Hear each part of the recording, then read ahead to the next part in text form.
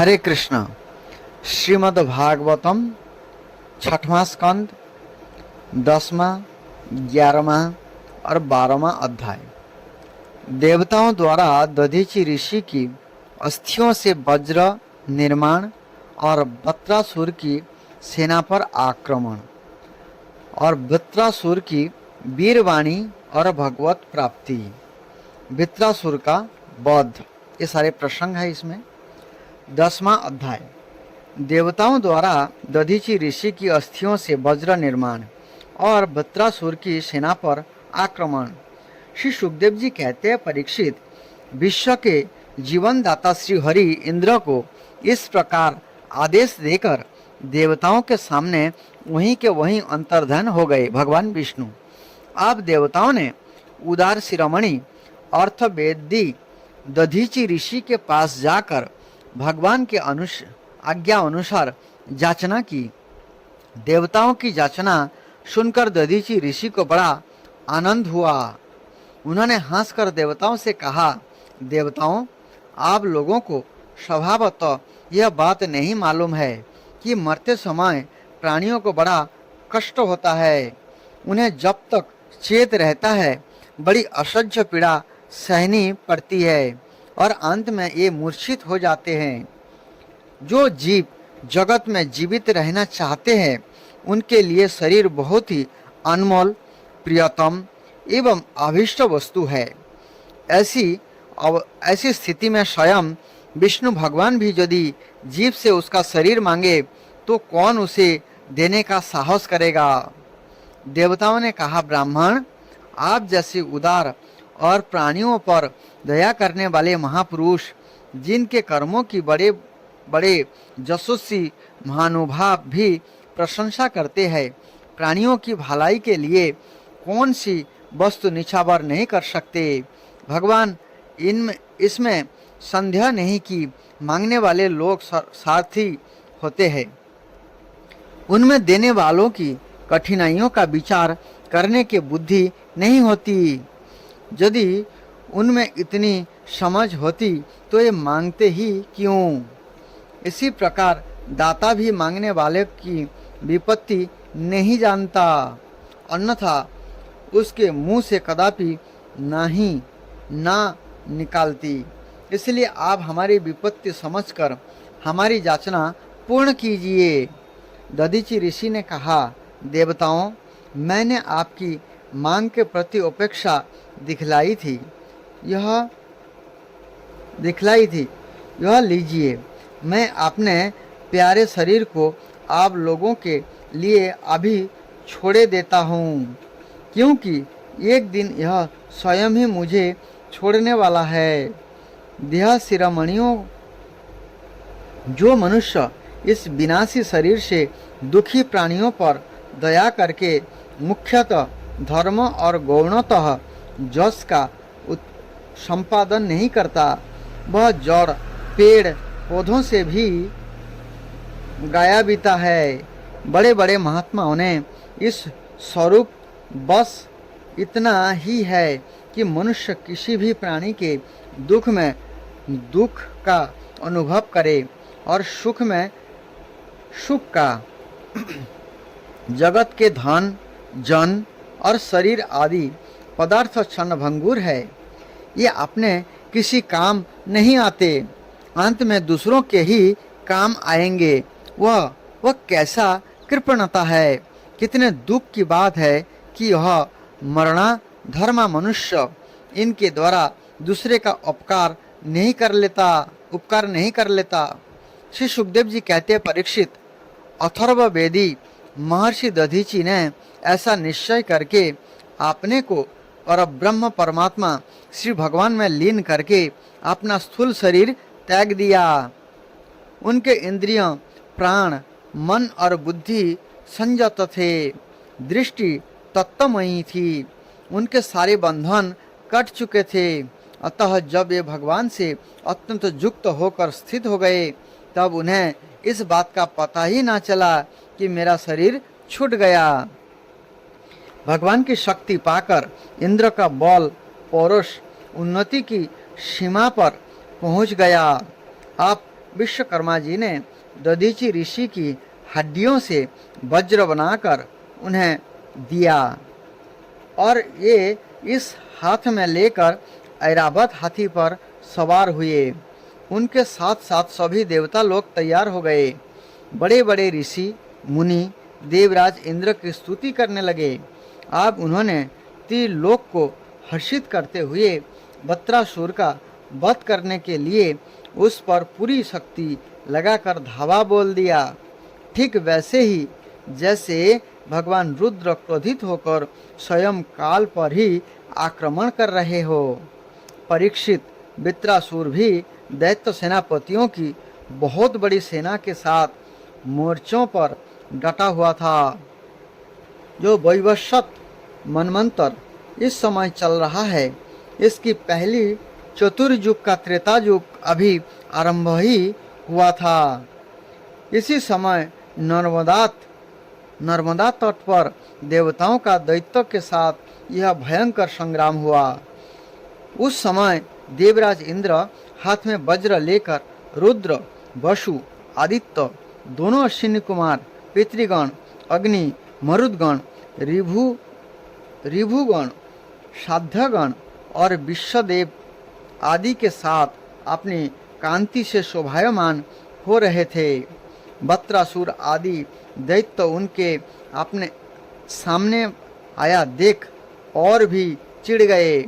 तब नमूची, शंबर, अनर्वा, दिमूर्धा, ऋषभ, अंबर, हयग्रीव, शंकुशिरा, विप्रचित्ति, आयोमुख, पुलोमा, वृषपर्वा, प्रहेति, हेति, उत्कल, सुमाली, माली आदि हजारों दैत्य, दानव एवं यक्ष, राक्षस स्वर्ण के साथ सामान से सुसज्जित होकर देवराज इंद्र की सेना को आगे बढ़ने से रोकने लगे। परीक्षित, उस समय देवताओं की सेना स्वयं मृत्यु के लिए भी अजेय थी। ये घमंडी असुर सिंहनाद करते हुए बड़ी सावधान से देव सेना पर प्रहार करने लगे। उन लोगों ने गदा, परिघ, बाण, त्रास, मुदगर, तोमर, शूल, फरसे, तलवार, शतघ्नि अर्थात तोप, भूषंडी आदि अस्त्र शस्त्रों की बौछारों से देवताओं को सब ओर से ढक दिए। देवताओं को सब ओर से ढक दिया। एक पर एक इतने बाण चारों ओर से आ रहे थे कि उनसे ढक जाने के कारण देवता दिखलाई भी नहीं पड़ते थे। जैसे बादलों से ढक जाने पर आकाश के तारे नहीं दिखाई देते। परीक्षित, यह शस्त्र और अस्त्रों की वर्षा देव सैनिकों को छू तक ना सकी। उन्होंने अपने हस्त लाघव से आकाश में ही उनके हजारों हजार टुकड़े कर दिए। तब असुरों के अस्त्र शस्त्र समाप्त हो गए। तब वे देवताओं की सेना पर पर्वतों के शिखर, वृक्ष और पत्थर बरसाने लगे, परंतु देवताओं ने उन्हें पहले की ही भांति काट गिराया। परीक्षित, जब वत्रासुर के अनुयायी असुरों ने देखा कि उनके असंख्य अस्त्र शस्त्र भी देव सेना का कुछ न बिगाड़ सके, यहाँ तक कि वृक्ष, चट्टानों और पहाड़ों, बड़े बड़े शिखरों से भी उनके सिर पर खरोंच तक नहीं आई, सब के सब सकुशल है, तब तो ये बहुत डर गए। दैत्य लोग देवताओं को पराजित करने के लिए जो प्रयत्न करते, ये सब के सब निष्फल हो जाते। ठीक वैसे ही जैसे भगवान श्री कृष्ण के द्वारा सुरक्षित भक्तों पर क्षुद्र मनुष्यों के कठोर और अमंगलमय दुर्वचनों का कोई प्रभाव नहीं पड़ता। भगवत विमुख असुर अपना प्रयत्न व्यर्थ देखकर उत्साह रहित हो गए। उनका वीरता का घमंड जाता रहा। आप भी अपने सरदार वृत्रासुर को युद्ध भूमि में ही छोड़कर भाग खड़े हुए, क्योंकि देवताओं ने उनका सारा बल पौरुष छीन लिया था। जब धीर वीर वृत्रासुर ने देखा कि मेरे अनुयायी असुर भाग रहे हैं और अत्यंत भयभीत होकर मेरा सेना भी तहस नहस और तितर बितर हो रही है, तब वह हंसकर कहने लगा, वीर शिरोमणि वृत्रासुर ने समय अनुसार वीरोचित बाणों से विप्रचित्ति, नमुची, पुलोमा, मय, अनर्बा, शंबर आदि दैत्य को संबोधित करके कहा, असुरों भागो मत, मेरी एक बात सुन लो। इसमें संदेह नहीं कि जो पैदा हुआ है उसे एक ना एक दिन अवश्य मरना पड़ेगा। इस जगत में विधाता ने मृत्यु से बचने का कोई उपाय नहीं बताया है। ऐसी स्थिति में यदि मृत्यु के द्वारा स्वर्ग आदि लोक और सुजस भी मिल रहा हो, तो ऐसा कौन बुद्धिमान है जो उस उत्तम मृत्यु को न अपनाएगा। आजकल के बहुत सारे वैज्ञानिक लोग हैं जो मृत्यु को जीतना चाहते हैं, मृत्यु से अमर होना चाहते हैं। तो यहाँ पर स्वयं भगवत भक्त वृत्रासुर ने बताया कि मृत्यु से बचने का किसी प्रकार के कोई भी उपाय नहीं है, लेकिन मूर्ख लोग अपना समय वेस्ट कर रहे हैं और ऐसे कामों में लगे हुए हैं, भगवान के भक्ति भी नहीं करते, ना भगवान का भक्त बनना चाहते हैं। संसार में दो प्रकार की मृत्यु परम दुर्लभ और श्रेष्ठ मानी गई है।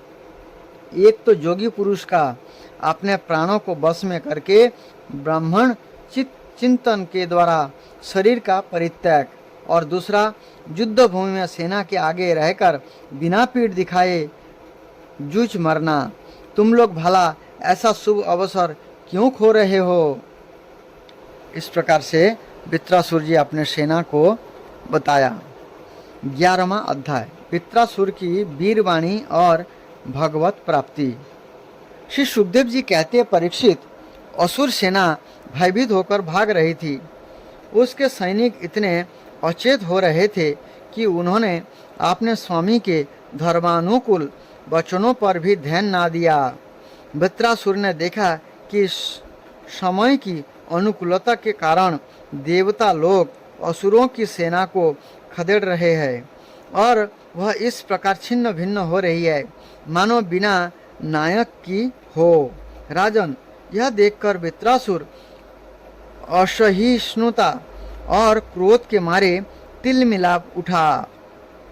उसने बलपूर्वक देवताओं को आगे बढ़ने से रोक दिया और उन्हें डांटकर ललकारते हुए कहा, क्षुद्र देवताओं, रणभूमि में पीठ दिखाने वाले कायर असुरों पर पीछे से प्रहार करने में क्या लाभ है। ये लोग तो अपने माँ बाप के मलमूत्र है, परंतु अपने को सूरवीर मानने वाले तुम्हारे जैसे पुरुषों के लिए भी तो डरपोकों को मारना कोई प्रशंसा की बात नहीं है, और ना इससे तुम्हें स्वर्ग ही मिल सकता है। यदि तुम्हारे मन में युद्ध करने की शक्ति और उत्साह है तथा आप जीवित रहकर विषय सुख भोगने की लालसा नहीं है, तो क्षण भर मेरे सामने डट जाओ और युद्ध का मजा चख लो। परीक्षित, वृत्रासुर बड़ा बली था। वह अपने दिल डोल से ही शत्रु देवताओं को भयभीत करने लगा। उसने क्रोध में भरकर इतने जोर का सिंहनाद किया कि बहुत से लोग तो उसे सुनकर ही अचेत हो गए। वृत्रासुर की भयानक गर्जना से सब के सब देवता मूर्छित होकर पृथ्वी पर गिर पड़े, मानो उन पर बिजली गिर गई हो।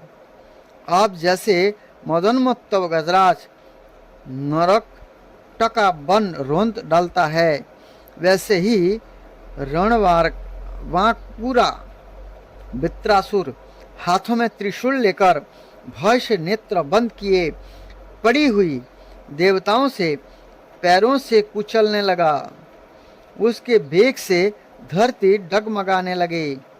वज्र प्राणी देवराज इंद्र उसकी यह करतूत सह न सके। जब वह उनकी ओर झपटा तब उन्होंने और भी चिढ़कर अपने शत्रु पर एक बहुत बड़ी गदा चलाई।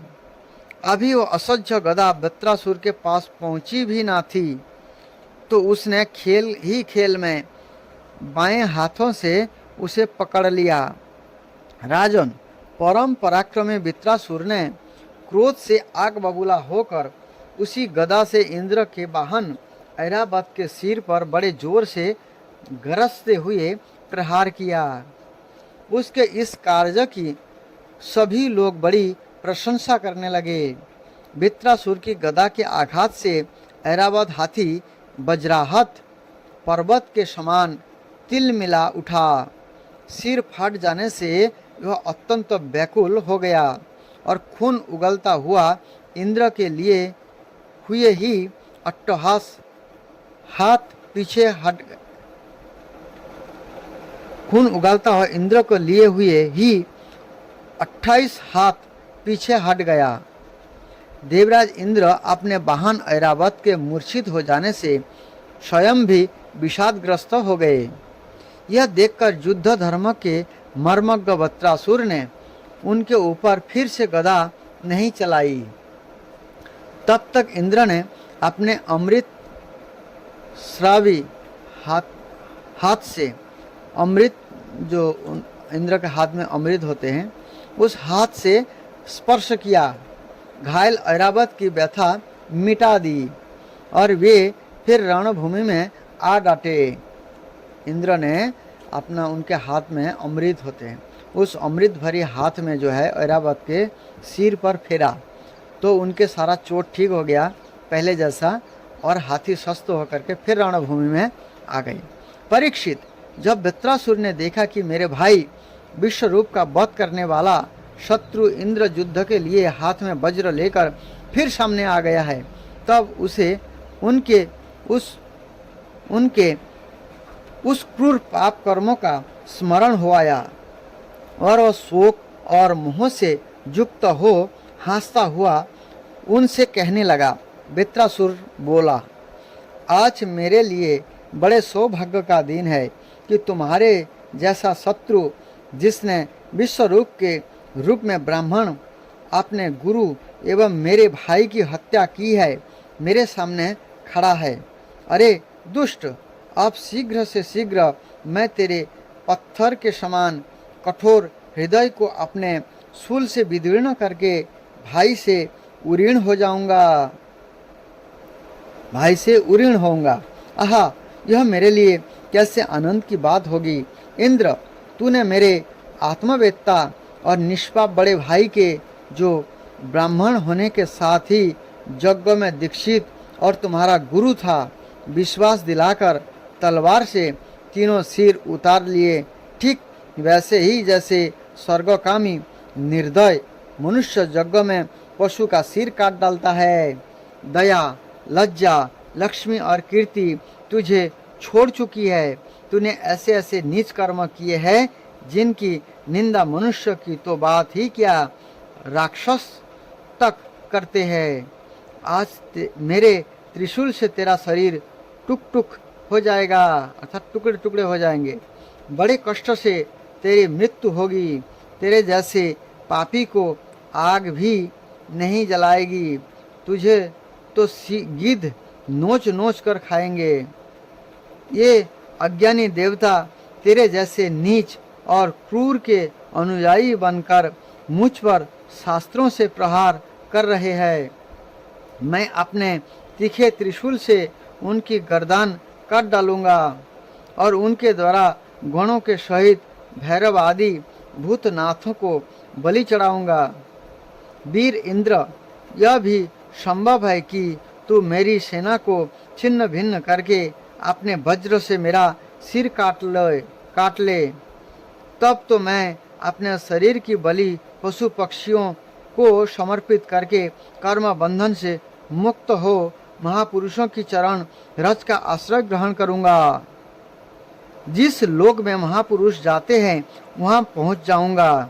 देवराज, मैं तेरे सामने खड़ा हूँ, तेरा शत्रु हूँ। आप तो मुझ पर अपना अमोघ वज्र क्यों नहीं छोड़ता? तू स्नेह संदेह ना कर कि जैसे तेरी गदा निष्फल हो गई, कृपण पुरुषों से की हुई जाचना के समान यह वज्र भी वैसे ही निष्फल हो जाएगा। इंद्र, तेरा वज्र श्री हरि के तेज और दधीचि ऋषि की तपस्या से शक्तिमान हो रहा है। विष्णु भगवान ने मुझे मारने के लिए तुझे आज्ञा भी दी है, इसलिए आप तू उसी वज्र से मुझे मार डाल। देखिए, एक भगवत भक्त जो वत्रासुर अपने शत्रु को बोले तू मुझे पहले मार डाल, इसमें मुझे भगवत प्राप्ति होगी। श्री भगवान विष्णु ने मुझे मारने के लिए तुझे आज्ञा भी दी है, इसलिए आप तू इसी वज्र से मुझे मार डाल, क्योंकि जिस पक्ष में भगवान श्री हरि है उधर ही विजय, लक्ष्मी और सारे गुण निवास करते हैं। यही बात श्रीमद् भागवत गीता में जो है 18वां अध्याय के लास्ट श्लोक में वर्णन है। जत्र जोगेश्वर कृष्ण तत्र पार्थ धनुर्धर तत्र श्री विजय भूति दुर्वाणी नीतिर्मम। जहाँ भगवान कृष्ण है वहाँ पर श्री विजय लक्ष्मी सब कुछ है। यहाँ पर वत्रासुर जी भी यही बता रहे हैं, जे जिस पक्ष में भगवान शिव हरि है उधर ही विजय लक्ष्मी और सारे गुण निवास करते हैं। देवराज, भगवान शंकरषण के आज्ञा अनुसार मैं अपने मन को उनके चरण कमलों में लीन कर दूंगा। तेरे वज्र का वेग मुझे नहीं, मेरे विषय भोग रूप फंद को काट डालेगा और मैं शरीर त्याग कर मुनि जनोचित गति प्राप्त करूंगा। ये श्री वत्रासुर जी इंद्र को कह रहे हैं। जो पुरुष भगवान से अनन्य प्रेम करते हैं उनके निज जन है, उन्हें वे स्वर्ग, पृथ्वी अथवा रसातल की संपत्तियां नहीं देते, क्योंकि उनसे परमानंद की उपलब्धि तो होती ही नहीं। उल्टे देश, उद्वेग, अभिमान, मानसिक पीड़ा, कलह, दुख और परिश्रम ही हाथ लगते हैं। इंद्र, हमारे स्वामी अपने भक्तों के अर्थ, धर्म एवं काम संबंधी प्रयासों को व्यर्थ कर दिया करते हैं। देखिए, भगवान अपने भक्तों को कैसे शुद्ध करते हैं, संसार की चीजें नहीं देते। और सच पूछो तो इसी से भगवान की कृपा का अनुमान होता है, क्योंकि उनका ऐसा कृपा प्रसाद अकिंचन भक्तों के लिए ही अनुभव गम्य है, दूसरों के लिए तो अत्यंत दुर्लभ ही है। भगवान को प्रत्यक्ष अनुभव करते हुए वृत्रासुर ने प्रार्थना की, प्रभु आप मुझ पर ऐसी कृपा कीजिए कि अनन्य भाव से आपके चरण कमलों के आश्रित सेवकों की सेवा करने का अवसर मुझे अगले जन्म में भी प्राप्त हो। प्राण वल्लभ, मेरा मन आपके मंगलमय गुणों का स्मरण करता रहे, मेरी वाणी उन्हीं का गान करे और शरीर आपकी सेवा में ही संलग्न रहे।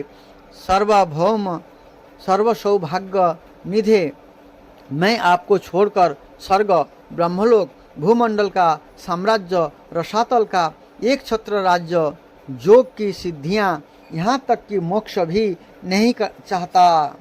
देखिए, यहाँ पर एक जो भगवत भक्त होते हैं उनका क्या इच्छा होती है, वो मुक्ति भी नहीं चाहते हैं, वो केवल कृष्ण की सेवा चाहते हैं, कृष्ण की सेवा करना चाहते हैं, यही उनकी अभिलाषा होता है। और यही प्रार्थना श्री वत्रासुर जी यहाँ पर भगवान से कर रहे मृत्यु काल में, जब उनके मृत्यु समीप आ चुका है।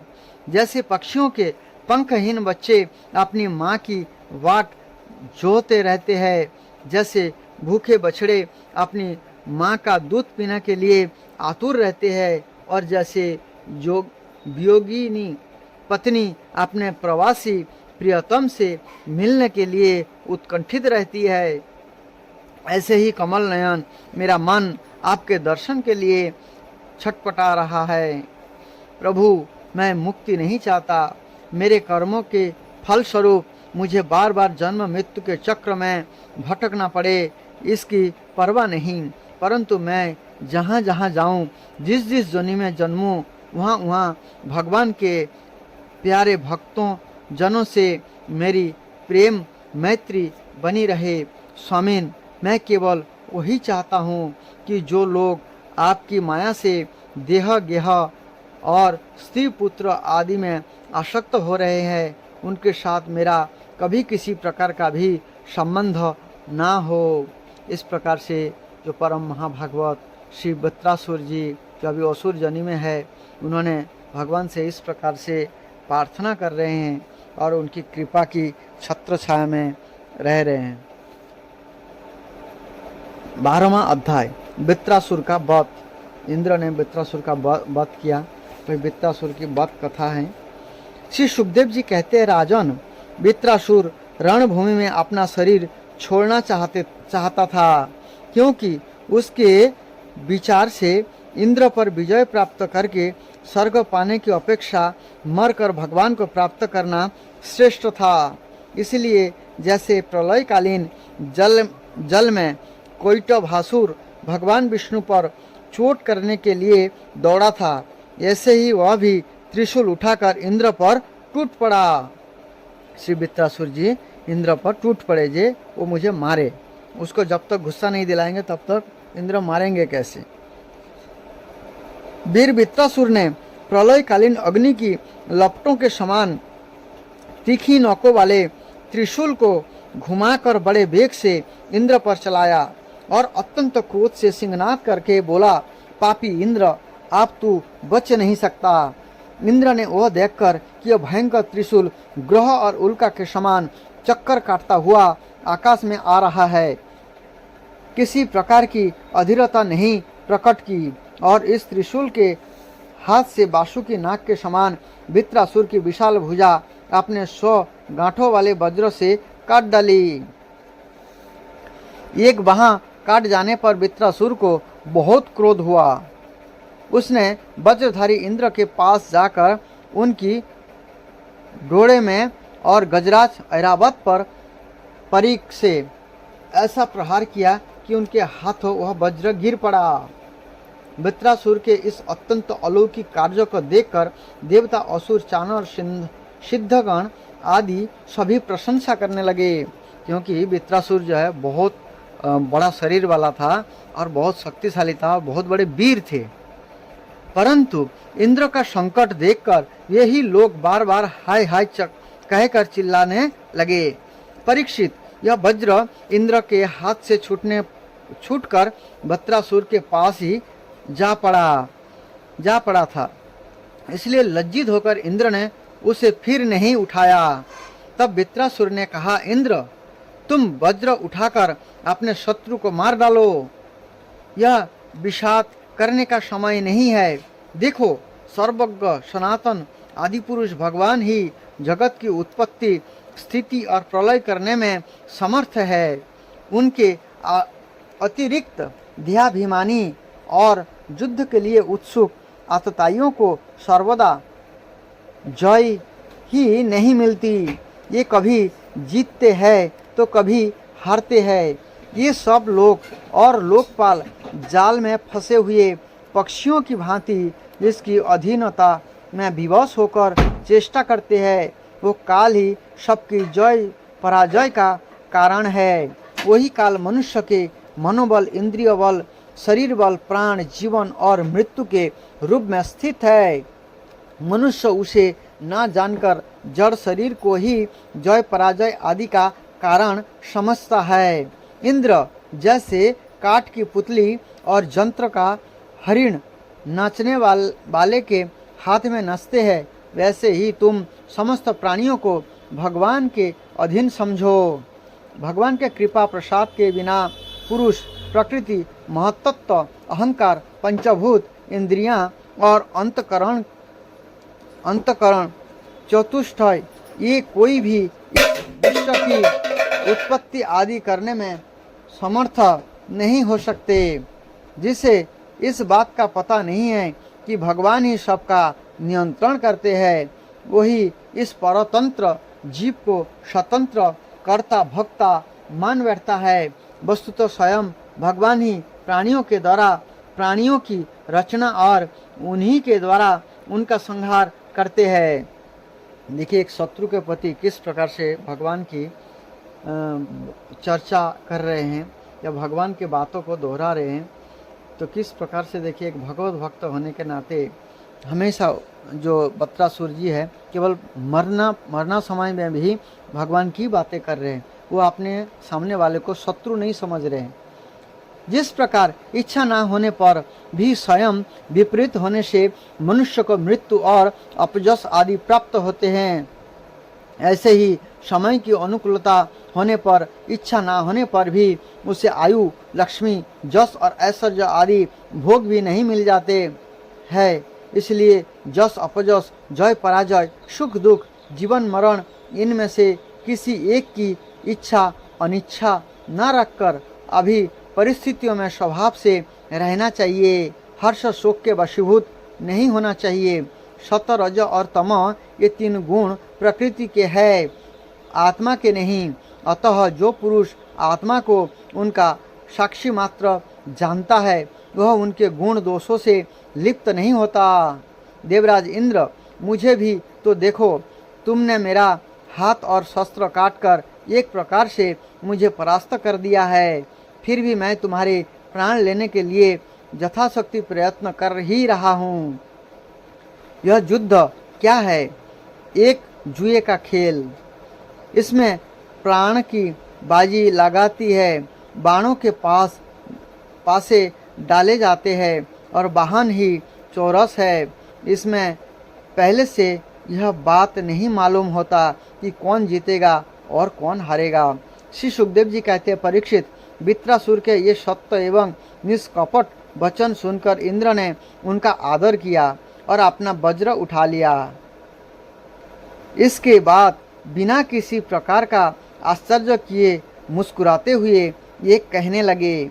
देवराज इंद्र ने कहा, ओह दानवराज, सचमुच तुम सिद्ध पुरुष हो, तभी तो तुम्हारा धैर्य, निश्चय और भगवत भाव इतना विलक्षण है। तुमने समस्त प्राणियों के सुहृद आत्मस्वरूप जगदीश्वर की अनन्य भाव से भक्ति की है। अवश्य ही तुम लोगों को मोहित करने वाली भगवान की माया को पार कर गए हो, तभी तो तुम असुरोचित भाव छोड़कर महापुरुष हो गए हो। अवश्य ही वह बड़े आश्चर्य की बात है कि तुम रजोगुणी प्रकृति के हो, तो भी विशुद्ध सत्य स्वरूप भगवान वासुदेव में तुम्हारी बुद्धि दृढ़ता से लगी हुई है। जो परम कल्याण के स्वामी भगवान श्री हरि के चरण कमलों में प्रेममय भक्ति भाव रखता है, उसे जगत के भोगों की क्या आवश्यकता है। जो अमृत के समुद्र में विहार कर रहा है, उसे क्षुद्र गड्ढों के जल से प्रयोजन ही क्या हो सकता है। देखिए, यहाँ पर भगवान इंद्र जो है संसार के जो विषय को है वो एक गड्ढे के जल के समान बता रहे हैं, और जो भगवान के जो सुख है, भगवान के पाने का जो सुख है, भगवान के जो अमृत तुल्य समुद्र के जल के समान आनंद बता रहे हैं। और संसार की आनंद कैसा है? एक गड्ढे में जल के समान है। स्वयं इंद्र ये बात वृत्रासुर जी को बता रहे हैं, कि तुम तो कृष्ण भक्त हो, तुम्हारे लिए कोई आसक्ति नहीं है, तुम तो आसक्ति कर ही नहीं सकते हो, क्योंकि तुम्हारे लिए ये सुख तो गड्ढे के जल के समान है, तुम तो अमृतमय सागर के जल के समान आनंद ले रहे हो।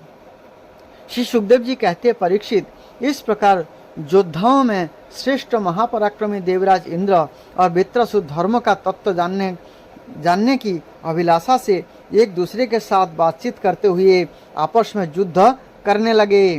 राजन, आप शत्रुसूदन वृत्रासुर ने बाएं हाथ से फैलात का बना हुआ एक बहुत भयावना परीख उठाकर आकाश में घुमाया और उससे इंद्र पर प्रहार किया, किंतु देवराज इंद्र ने वृत्रासुर का वो परीख तथा हाथी के सूंड के समान लंबी भुजा अपने 100 गांठों वाले वज्र से एक हाथी कट गिराया।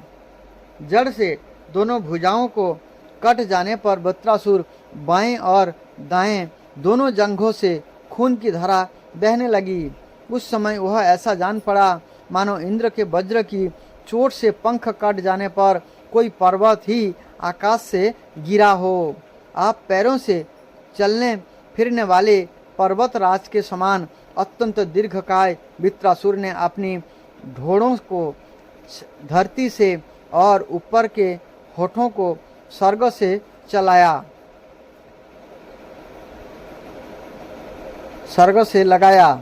तथा आकाश के समान गहरे मुंह, सांप के समान भयावनी जीभ एवं मृत्यु के समान कराल दाढ़ों से मानो त्रिलोक को निगलता, अपने पैरों को चोट से पृथ्वी को रोनता और प्रबल वेग से पर्वतों को उलटता पलटता यह इंद्र के पास आया और उन्हें उनके वाहन ऐरावत हाथी के सहित इस प्रकार लील गया जैसे कोई परम पराक्रमी और अत्यंत बलवान अजगर हाथी को निगल जाए। प्रजापतियों और महर्षियों के साथ देवताओं ने जब देखा कि वृत्रासुर इंद्र को निगल गया, तब तो वे अत्यंत दुखी हो गए तथा हाय हाय बड़ा अनर्थ हो गया यह कहकर विलाप करने लगे। बल दैत्य का संहार करने वाले देवराज इंद्र ने महापुरुष विधा नारायण कवच से अपने को सुरक्षित कर रखा था और उनके पास जोग माया का बल था ही, इसीलिए वृत्रासुर के निगल लेने पर उसके पेट में पहुंचकर भी वे मरे नहीं। उन्होंने अपने वज्र से उसका कोख फाड़ डाली और उसके पेट से निकलकर बड़े वेग से उसका पर्वत शिखर के समान ऊंची सिर काट डाला। सूर्य आदि ग्रहों की उत्तरायण दक्षिणायन रूप गति में जितना समय लगता है उतने दिनों में अर्थात एक वर्ष में वित्रवत का जोग उपस्थित होने पर घूमते हुए उस तीव्र वेगशाली वज्र ने उसकी गर्दन को सब ओर से काटकर भूमि पर गिरा दिया। तो यहाँ पर जो इंद्र का जो वज्र था वृत्रासुर का सिर काटने में 1 साल लग गया। 1 साल लगा करके उनके शरीर को काटा। सूर्य आदि ग्रहों की उत्तरायण दक्षिणायन रूप गति में जितना समय लगता है अर्थात 1 वर्ष, इतने दिनों में अर्थात 1 वर्ष में वित्रवत का जोग उपस्थित होने पर घूमते हुए उस तीव्र वेगशाली वज्र ने उसकी गर्दन को सब ओर से काटकर भूमि पर गिरा दिया। उस समय आकाश में दुंदुभिया बजने लगी। महर्षियों के साथ गंधर्व सिद्ध आदि वित्रघाती इंद्र का पराक्रम सूचित करने वाले मंत्रों से उनकी स्तुति करके बड़े आनंद के साथ उन पर पुष्प की वर्षा करने लगे। शत्रुदमन परीक्षित उस समय वृत्रासुर के शरीर से उसकी आत्मज्योति बाहर निकली और इंद्र आदि सब लोगों के देखते देखते लोकातीत भगवान के स्वरूप में लीन हो गए। अर्थात वृत्रासुर जो है उस स्थूल शरीर को छोड़ करके अपना आत्मा में जो है आत्मा जो शरीर है जो आध्यात्मिक शरीर है उस आध्यात्मिक शरीर पाकर और भगवान के धाम को चले गए श्री वृत्रासुर जी, क्योंकि वो भगवान के कृष्ण भक्त थे, भगवान का शुद्ध भक्त थे, इसलिए उनको भगवान का धाम प्राप्त हुआ। हरे कृष्ण।